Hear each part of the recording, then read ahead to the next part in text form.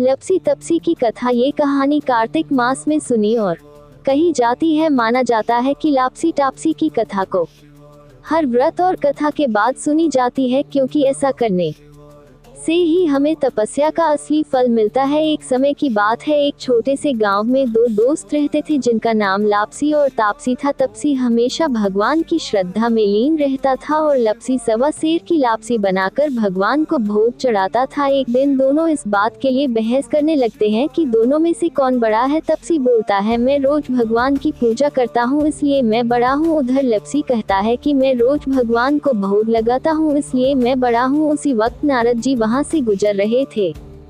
उन्होंने देखा कि लप्सी और तपसी दोनों किसी चीज को लेकर बहस कर रहे हैं।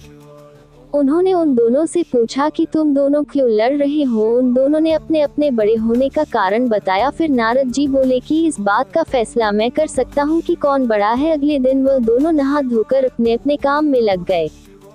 फिर नारद जी चुपके से आए और तपसी के सामने 1.25 करोड़ की अंगूठी रख दी ताकि वह जान सके कि तपसी के मन में कितना लालच है। जब तपसी की नजर उस अंगूठी पर पड़ी तब उसने चुपचाप उसे अपने पैर के नीचे छुपा लिया। फिर नारद जी ने लप्सी के सामने अंगूठी रखी। अंगूठी पाकर उसने सोचा कि यह अंगूठी तो बहुत महंगी लग रही है, ये जिस किसी की होगी वह बहुत परेशान होगा। फिर वह बाहर जाकर उसके असली मालिक को खोजने लगता है, लेकिन वह नहीं मिलता। तो लप्सी ने उस अंगूठी को अपने गांव के मुखिया को दे दिया, क्योंकि वह नहीं चाहता था कि किसी दूसरे की अंगूठी को वह अपने पास रखे। उसने मुखिया जी से कहा कि यह जिस किसी की भी अंगूठी है आप उसे वापस कर देना। फिर लप्सी उस जगह पर जाता है जहाँ पर तपसी अपनी तपस्या कर रहा होता है।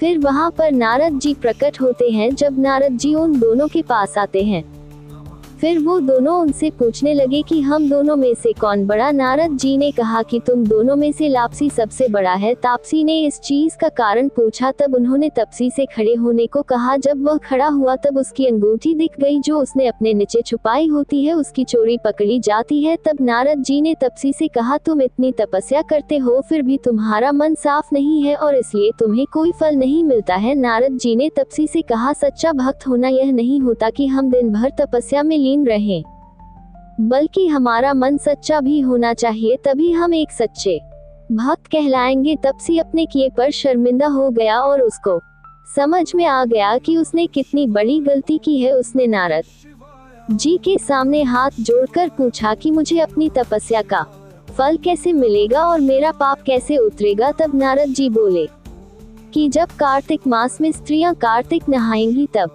वे अपना पुण्य तुम्हें देंगी और साथ ही साथ यदि कोई धोती के साथ गमछा नहीं देगा तो वह फल तुम्हें मिलेगा। यदि कोई साड़ी देकर ब्लाउज नहीं देगा तो वह फल तुम्हें मिलेगा।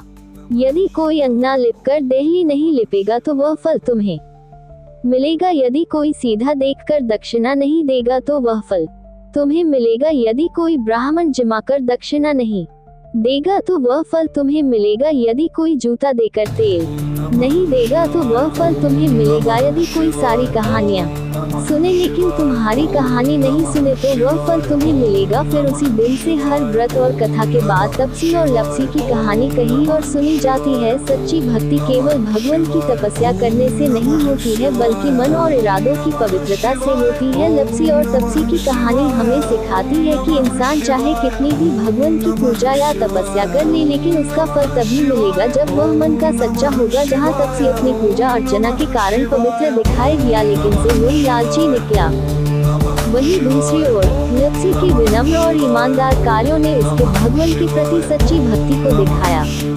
कहानी हमें याद दिलाती है कि तपस्या के असली फल के लिए एक साफ सच्चा और निस्वार्थ मन आवश्यक है। हमारे चैनल को लाइक करें, सब्सक्राइब करें और कमेंट करना न भूलें। ओम नमः भगवते वासुदेवाय।